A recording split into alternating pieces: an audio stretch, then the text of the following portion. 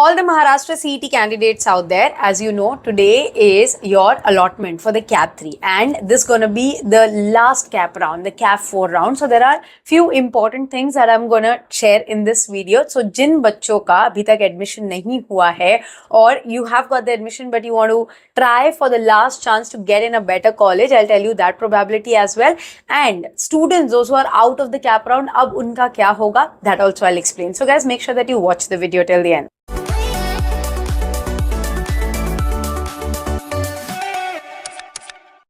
Hi guys, welcome back to Media Mentor. If you're here on my channel for the first time, I make a lot of informative videos for students, so please do subscribe. Now talking about the allotment, CAP 3 allotment, a lot of students might not have put all the 6 colleges. So आपको पता है क्या होने वाला है कि जो आपका betterment college है वो आपका auto freeze हो जाएगा. I hope that mistake you have not done unless and until you wanted that college. Now a lot of students are still struggling with the thought कि मुझे जो पहले college मिला था क्या मुझे अभी वो वापस मिल सकता है once the college is out of from your list. मतलब एक बच्चे ने जो हमें मैसेज किया था उसे मिठी बाई मिला था but he in the CAP 2 round by mistake he added some other colleges, तो उसका UPG लॉक हो गया. So now मिठी by is out of the question.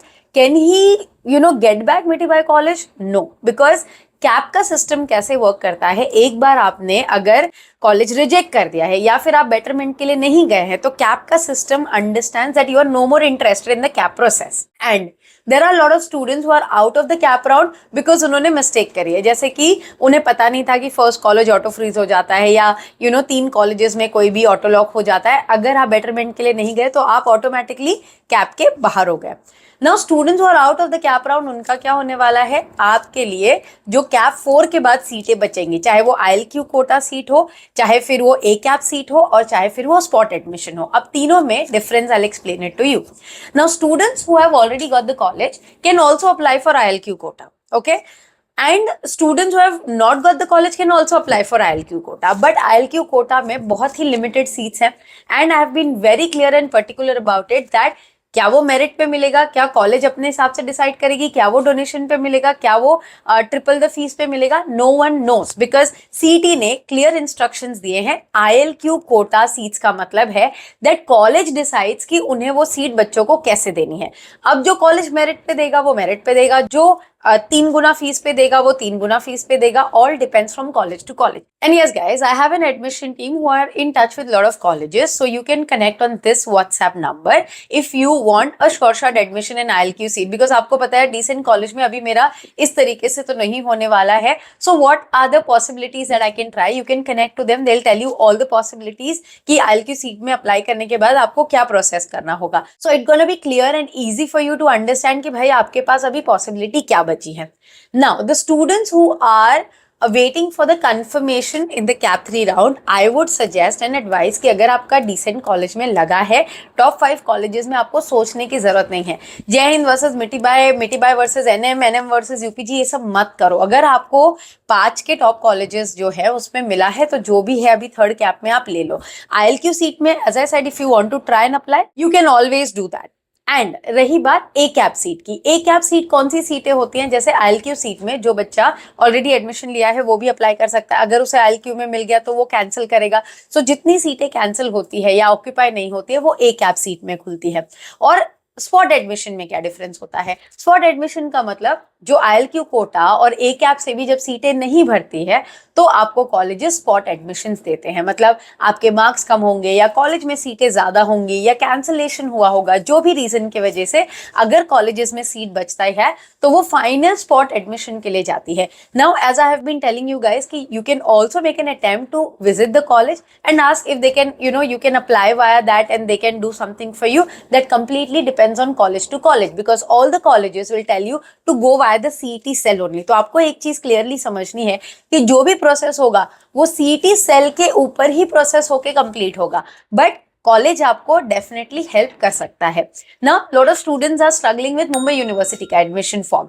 ना मुंबई यूनिवर्सिटी एडमिशन फॉर्म में कई बच्चों को NM कॉलेज नहीं आ रहा है. अब NM कॉलेज आप डालोगे तो ऑब्वियसली नहीं आएगा. You will have to put Narsee Monjee college of commerce because कोई बच्चे NM डाल रहे हैं, कोई NM डाल रहे हैं, तो उस तरीके से नाम नहीं आएगा. आपको पूरा कॉलेज का नाम डालना है.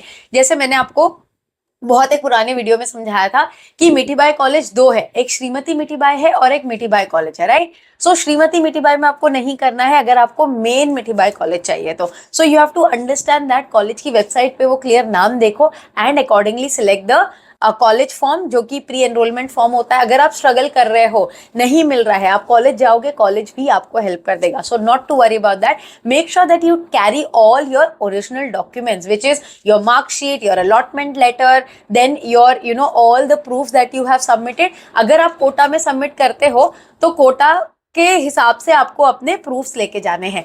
अगर प्रूफ्स रिजेक्ट होते हैं कॉलेज लेवल पे, तो कॉलेज अगर आपको टाइम देता है तो बहुत अच्छी बात है, अगर कॉलेज आपको टाइम नहीं देता है then you are in a catch situation. And yes, and में this thing I clear in the live, lot of students who have second double results of 12, उन्हें सीईटी के राउंड्स में कंसिडर नहीं किया जा रहा है, लाइक स्पेशली कॉलेजेस लाइक चेतना, वो नहीं दे रहे हैं एडमिशन। क्या ऐसा कोई रूल है? तो ऐसा बोला जा रहा है कि थर्ड कैप के बाद जो फोर्थ कैप होगा उनमें जो बच्चों को डबल रिजल्ट्स है उन्हें कंसिडर किया जाएगा। So I will clear this thing on the college and the CET front, and I'll keep you posted in the live videos as well. And yes guys, if you want to connect to me personally to understand anything about the college, about the process, you can contact me on this WhatsApp number for a personal counseling session. Now college कब से शुरू होंगे?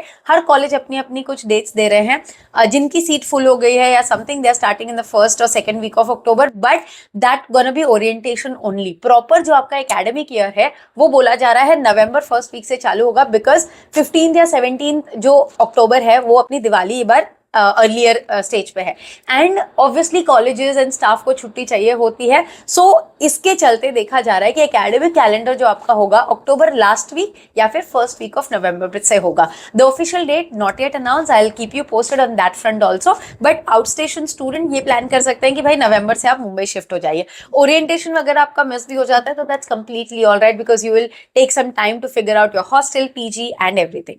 आई hope guys the video was informative. Thanks for watching and stay tuned for a lot of such informative videos on Media Meter. Don't forget to like, share and subscribe.